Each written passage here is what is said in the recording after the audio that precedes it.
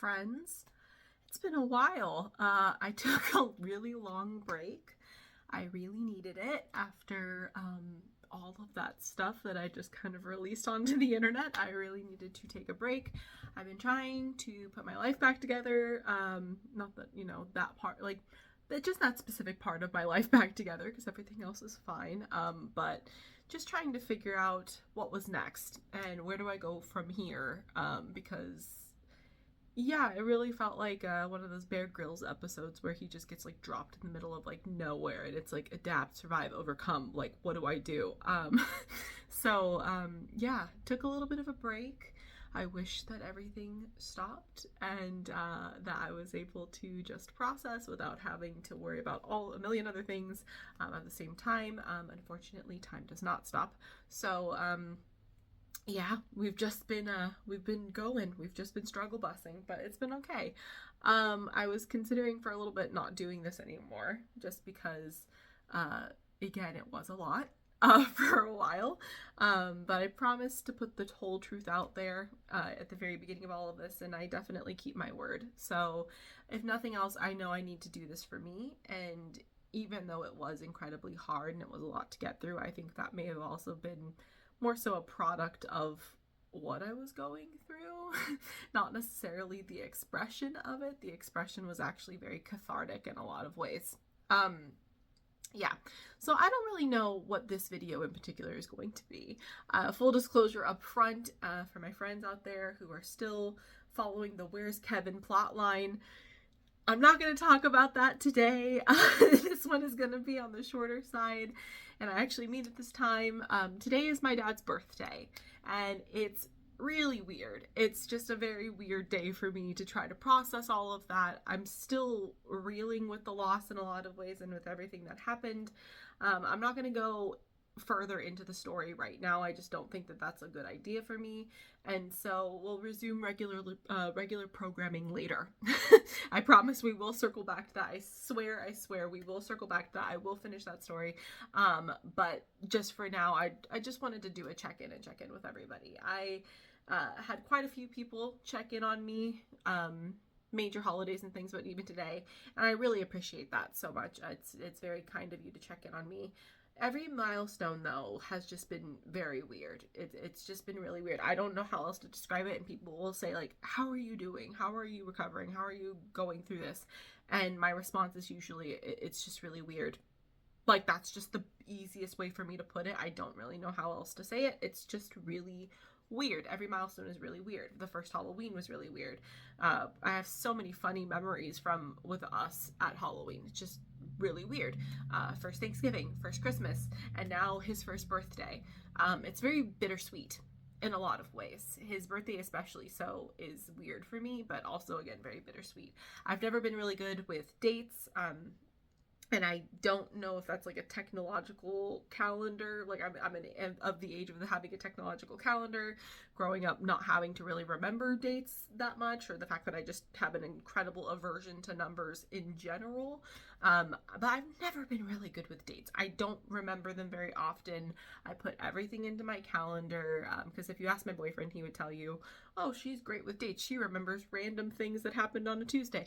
I don't remember them, but I put them in my calendar if they're important, and then I'll remember them later. So, I've never been particularly good with dates. And honestly, and I think I might have mentioned this before in one of my past videos, I never actually remembered his birthday. Like I didn't like if someone had asked me like when's your dad's birthday, I never really I couldn't call it to mind because it was always on a calendar or something else. I just never really remembered it until his hospital stay. And I had to give it out so often because they'd ask, can you please confirm the birthday, blah, blah, blah, blah. At that point, I memorized it. I had it memorized because I'd had to give it so much at the hospital. So now it's one of those dates that's probably going to be burned in there permanently forever. So interesting, but it's weird. So our birthdays also were always very close to each other. So his is March 26th, but we always celebrated them separate. Mine is April 11th. So it's not like, even in the same month, but it's pretty close next to each other.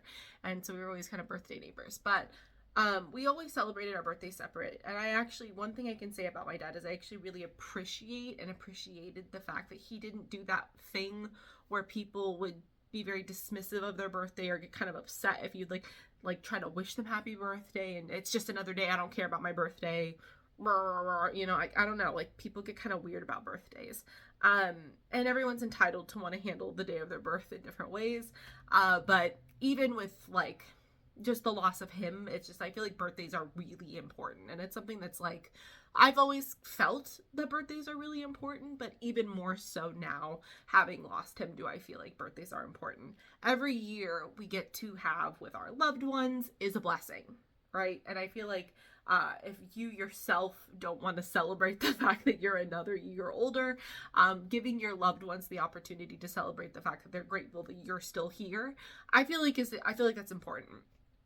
So, you know, I will say I actually appreciated that about my dad. He never did that weird thing. He was always down for us to celebrate him and to do something for him.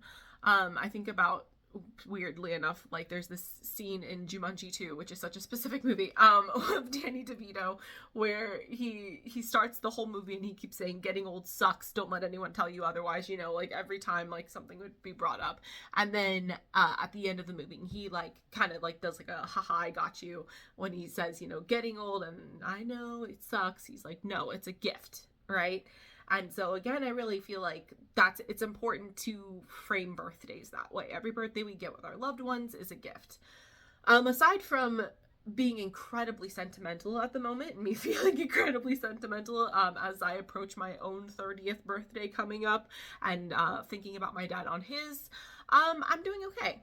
You know, he would have been 51 today, but I'm doing okay. I keep wondering if there's like a statute of limitations for struggling with a loss like this. You know, like at what point is it like, okay, time to move on, girl? You know, like I'm not sure what that is, or even if there is a date or whatever.